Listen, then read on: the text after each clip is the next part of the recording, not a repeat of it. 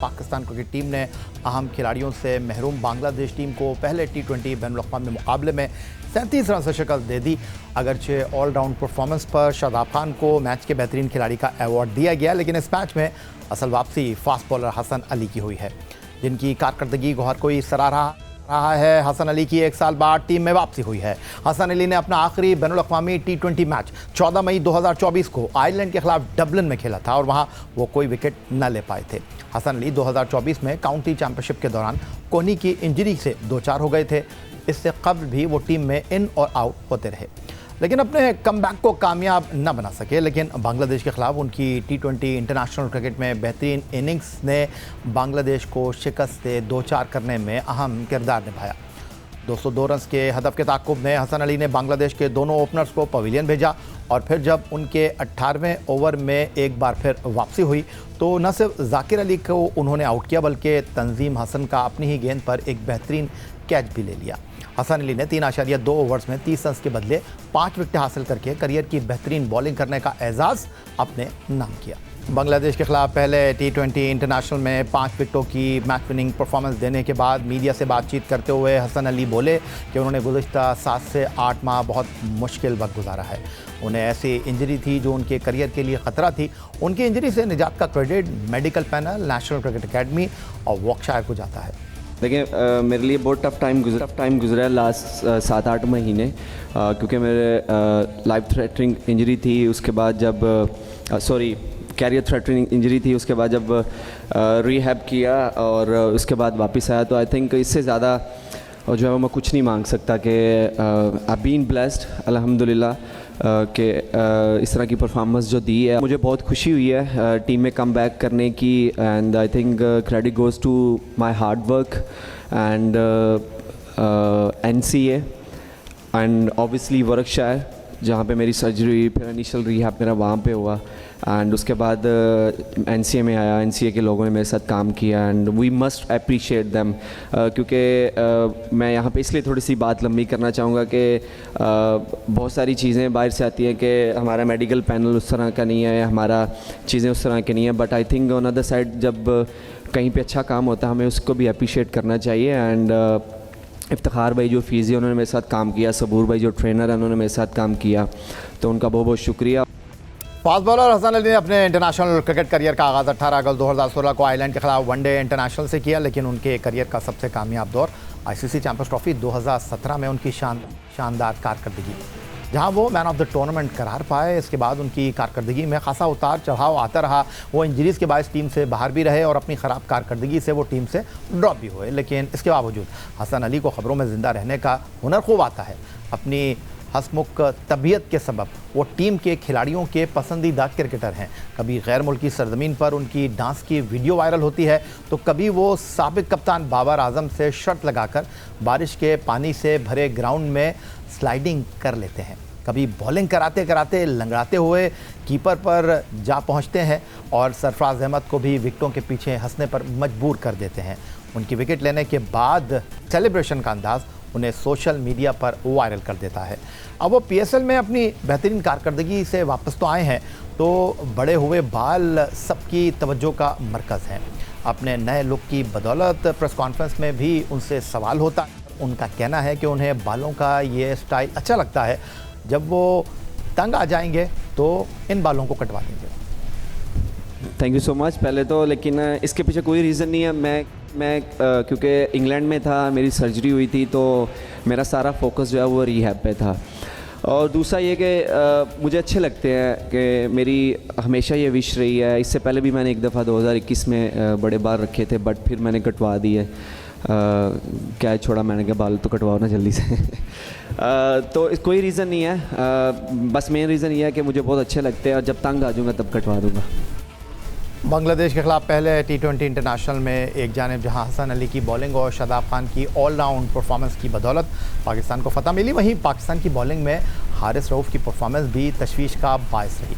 पाकिस्तान की बॉलिंग में हारिस रऊफ़ महंगे तरीन बॉलर साबित हुए। फास्ट बॉलर हारिस रऊफ़ ने 12 के इकॉनमी से रन देते हुए 3 ओवर में 36 रन की पिटाई बर्दाश्त की और इसके एवज़ एक विकेट भी न ले पाए। अपने अहम बल्लेबाजों से महरूम बांग्लादेशी बैटर्स ने हारिस रऊफ़ के खिलाफ 3 छक्के और 1 चौका लगाया और बासानी सिंगल और डबल रन्स भी लेते रहे।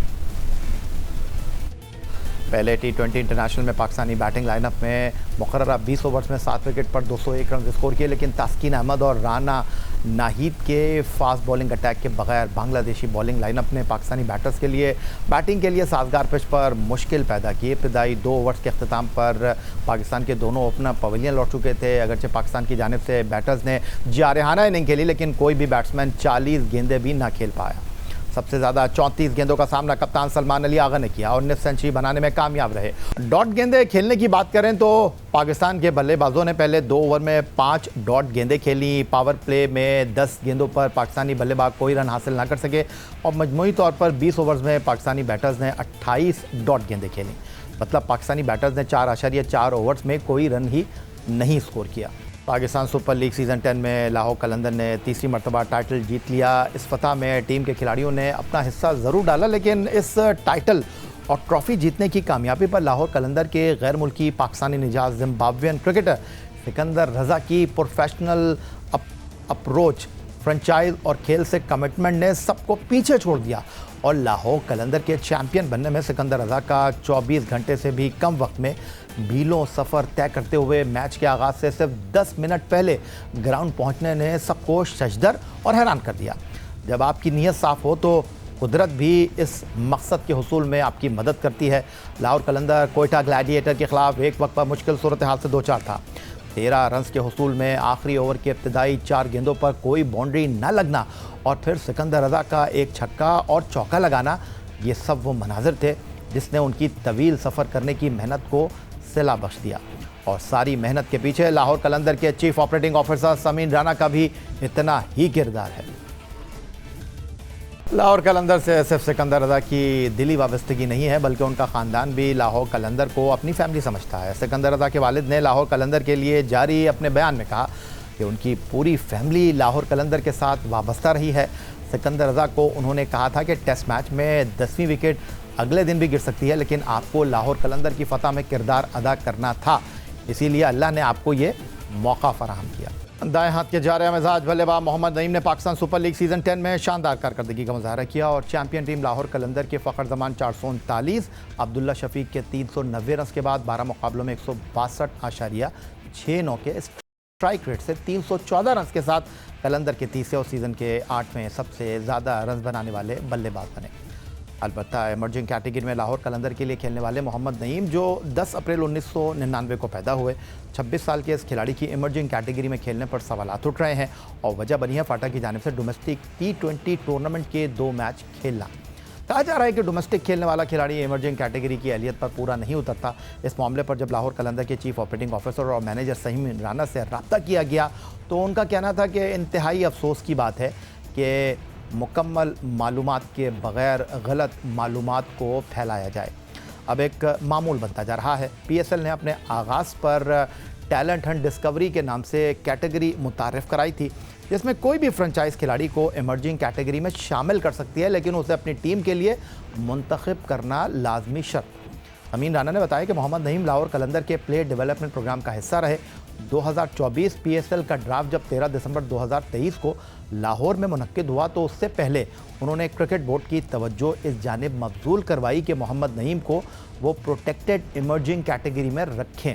प्रोटेक्टेड इमर्जिंग कैटेगरी से मुराद ये कि अगर किसी खिलाड़ी को टैलेंट हंट प्रोग्राम के तहत मुंतखब किया गया हो तो उसका पहले PCB के किसी इवेंट से PSL खेलना होगा। लेकिन सीज़न 9 में मोहम्मद नईम को लाहौर कलंदर इमर्जिंग कैटेगरी में शामिल करके प्रोटेक्टेड बना चुकी थी और उसके बाद वो फाटा की जानिब से खेले। समीन राना ने मज़ीद बताया कि ऐसा करने के 2 मकासद थे। एक तो इस खिलाड़ी को ज़ाया होने से बचाना कि अगर उसे कोई ड्राफ्ट में न ले तो वो बग़ैर खेले मंजर से गायब ना हो जाए। दूसरा ये कि कलंदर का ये टैलेंट सामने आए। समीन राना ने बताया कि प्रोटेक्टेड इमर्जिंग कैटेगरी में कलंदर ने सीज़न 9 में उन्हें मुंतखब नहीं किया और मिर्ज़ा ताहिर बेग और जहांदाद खान की जानिब चले गए और मोहम्मद नईम 2024 PSL नहीं खेले, जिसके बाद प्रोटेक्टेड इमर्जिंग कैटेगरी में ही वो 2025 में खेले। चीफ एग्जीक्यूटिव ऑफिसर लाहौर कलंदर समीन राना का कहना है इस कैटेगरी की तफसीलात ये हैं कि मतलूबा खिलाड़ी चाहे 40 साल का हो जाए, डोमेस्टिक खेलने पर वो प्रोटेक्टेड होने के बावजूद मुताल्लिक़ा फ्रेंचाइज से इमर्जिंग कैटेगरी में खेल सकता है। इसकी एक मिसाल लाहौर कलंदर की जानिब से खेलने वाले कप्तान सुहेल अख्तर हैं, जो 30 साल से ज़ायद उम्र पर PSL खेले।